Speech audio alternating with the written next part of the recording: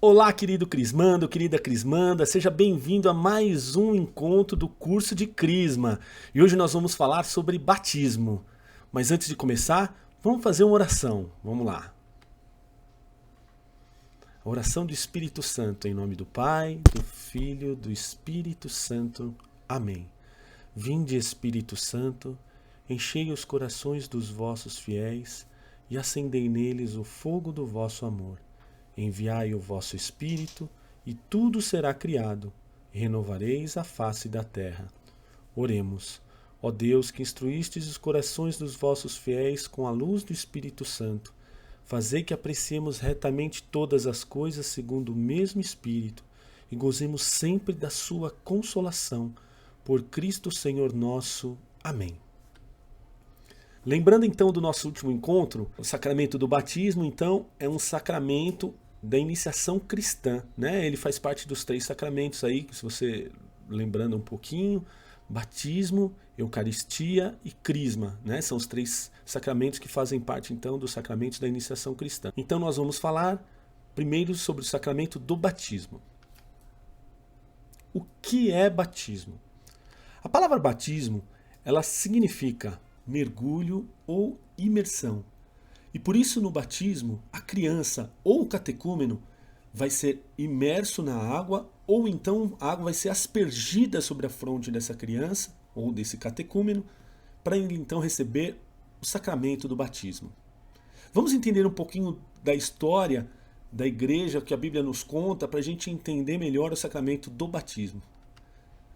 O primeiro livro da Bíblia, o Gênesis, nos relata que nossos primeiros pais, Adão e Eva, pecaram gravemente desobedecendo a Deus, querendo ser iguais a Ele. E por esse motivo, foram expulsos do paraíso. E Deus castigou-os e transmitiu a todos os filhos de Adão, ou seja, a toda a humanidade, o pecado original. A humanidade foi se multiplicando e crescendo, mas os pensamentos dos corações dos homens estavam continuamente voltados para o mal. E Deus olhou para a terra e viu que ela estava corrompida. Então, ele escolhe Noé por ser um homem justo no meio dos homens da sua geração. Ele explica para Noé seu plano de salvação, e Noé então cria a arca conforme as ordens de Deus. Então, as águas do dilúvio limpam a terra de todo o mal existente, e a arca de madeira salva Noé e sua família do dilúvio, conforme Deus havia prometido a Noé. A partir de Noé e sua família, a humanidade volta a crescer e se multiplicar rapidamente. E Deus percebe que para salvar a humanidade é preciso enviar o seu Filho único ao mundo. E o batismo nos remete justamente aos momentos mais importantes de Cristo na Terra. Sua morte na cruz. Assim como Cristo morreu por nós na cruz, no batismo, devemos morrer para as coisas do mundo, nos afastando do pecado e buscando o caminho da salvação, que é o próprio Cristo. Sendo assim, morremos no batismo para as coisas desse mundo. E como Cristo venceu a morte e ressuscitou, após o batismo, também nós renascemos como novas criaturas, espiritualmente limpas e puras, filhos adotivos de Deus, herdeiros do paraíso. Vamos ver uma pergunta? Quais são os símbolos do batismo? E aí, quais são esses símbolos? Bom, o principal deles, você já pensou? Claro, a água. A água tem a função de purificar o batizando, de lavar do corpo e da alma todo o sinal do pecado. A água é reconhecida por todos como o símbolo da vida. É o elemento que alimenta e nutre a terra para permitir que dê os seus frutos. Torna tudo limpo e, da mesma maneira, limpa nossa alma de todas as manchas. Os santos óleos. Todo ano, durante a missa do Crisma na Semana Santa, o bispo da diocese abençoa os óleos que serão utilizados nos sacramentos e os distribui para cada uma das paróquias de sua diocese. O óleo do batismo. Ele recorda aquele utilizado pelos atletas antes das competições para eles ficarem mais fortes, ágeis e protegidos. Esse óleo, aplicado no peito, é como um escudo que afasta o mal e defende a fé. Tudo que se recebe no batismo não é apenas simbólico, mas é real e vai se tornando eficaz ao longo da vida. O óleo do crisma serve para consagrar e marcar o cristão como pessoa sagrada, pertencente à família de Deus. Esse óleo é usado no batismo, na crisma e na ordenação sacerdotal. Ele marca a alma para sempre, de maneira indelével. Por isso, esses sacramentos só podem ser recebidos uma vez. Veste branca. A cor branca representa a pureza, e a veste branca representa a nova vida adquirida pelo batismo. Somos lavados na água e vestidos de uma nova vida e pureza. A vela acesa. A vela é acesa durante a cerimônia do batismo no círio pascal, que é o próprio Cristo. Então, o padrinho leva a luz de Cristo até o seu afilhado, para que esta luz sempre ilumine seu caminho com fé, paz e esperança. E para que esse novo cristão seja a luz de Cristo no mundo através das suas obras e de suas ações. Vamos falar agora da tríplice missão de todo batizado. A primeira missão é a missão de ser profeta. Se tornar luz de Cristo em meio às realidades em que está inserido. Nossa missão de leigos consiste em revelar ao mundo, por meio de nosso testemunho concreto, palavras e ações, o sentido sobrenatural da vida, o objetivo final de cada homem, que é viver comunhão plena com Deus. Sacerdote, a chave para viver com plenitude o sacerdócio comum é contemplar o sobrenatural no dia a dia, nas coisas corriqueiras. Oferecemos e consagramos cada realidade e fato de nossa vida a Deus. Assim, portanto, mergulharemos constantemente no mistério da Santa Missa, não mais como espectadores, mas faremos dessa espiritualidade o centro de nossa vida interior. Rei. Cristo é Rei do Universo e somos súditos desse Rei. Portanto, temos a missão de propagar os valores desse reino e defendê-los com a nossa própria vida. E aí temos duas perguntas. Primeiro, quem pode batizar? E a segunda, quem pode ser batizado? E para responder a primeira pergunta, então, eu vou utilizar o Catecismo da Igreja Católica. No seu parágrafo 1256, ele diz o seguinte: são ministros ordinários do batismo o bispo e o presbítero, e na Igreja Latina também o diácono. Em caso de real necessidade, qualquer pessoa, mesmo não batizada, pode batizar se tiver a intenção requerida e utilizar a fórmula batismal trinitária. Essa fórmula eu vou falar no próximo slide, então não percam, para ficar claro então. Não é que qualquer um vai e batiza, não é assim. Quando o batismo acontece de uma forma regular na igreja, quem vai batizar é o padre, o diácono ou o bispo, né?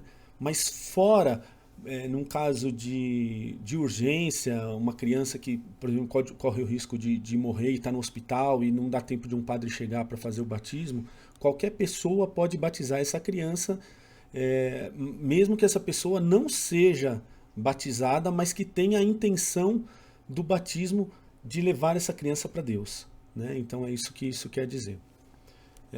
Respondendo à segunda pergunta, então, quem pode ser batizado? Essa é mais fácil, mas eu vou utilizar também os documentos da igreja, que eu vou, no caso, pegar o Código de Direito Canônico, o Cânon 864. Ele vai dizer o seguinte: é capaz de receber o batismo toda pessoa ainda não batizada e somente ela. Então é muito claro, quem não recebeu o batismo pode ser batizado.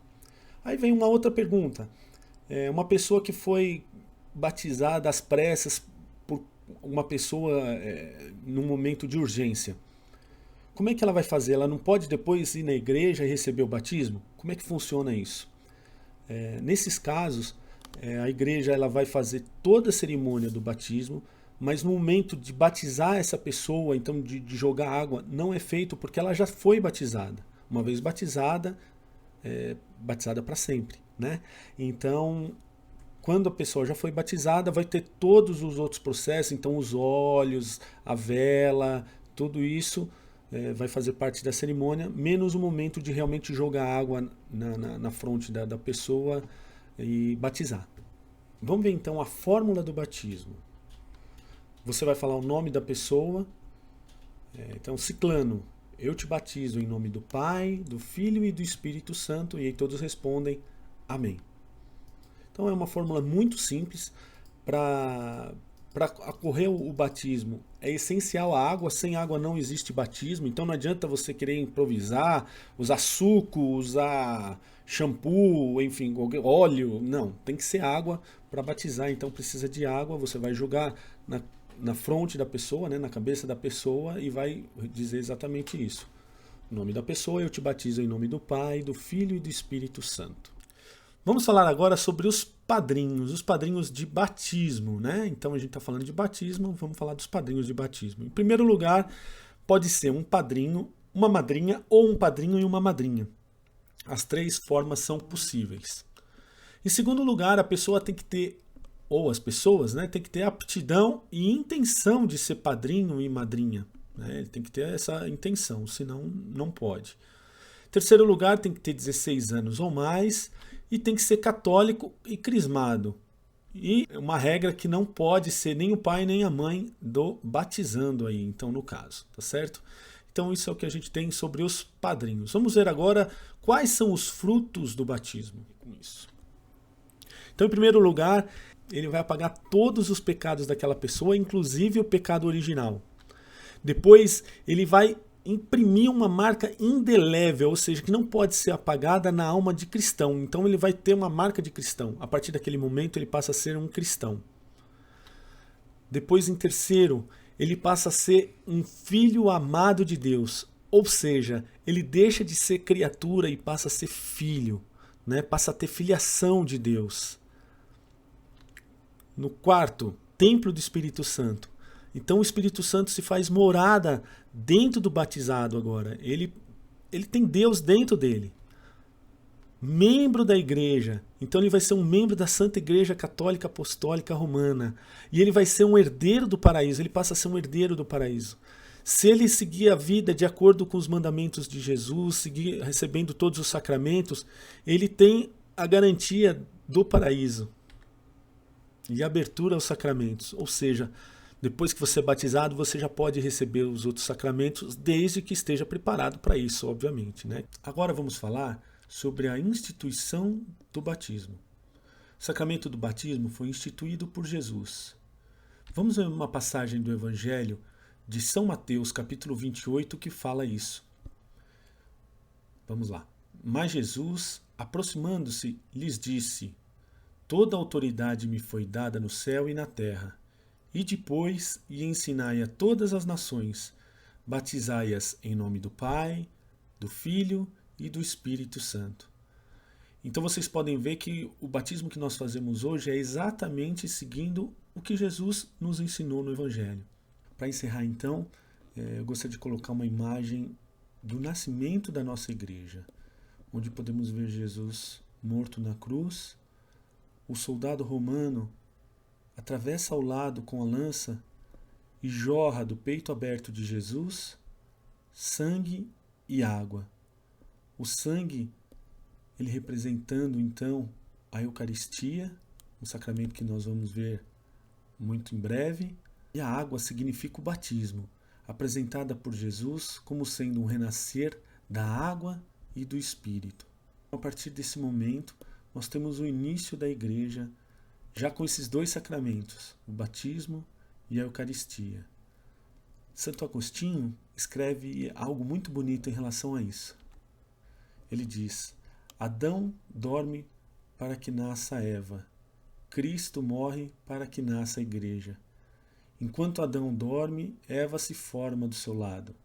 Quando Cristo acaba de morrer, seu lado é aberto por uma lança para que dali corram os sacramentos para formar a igreja. Então encerramos por aqui o nosso encontro sobre batismo. Espero que vocês tenham gostado. Não esqueça de se inscrever no canal, assistir os outros vídeos. Estivemos e estaremos sempre reunidos em nome do Pai, do Filho, do Espírito Santo. Amém.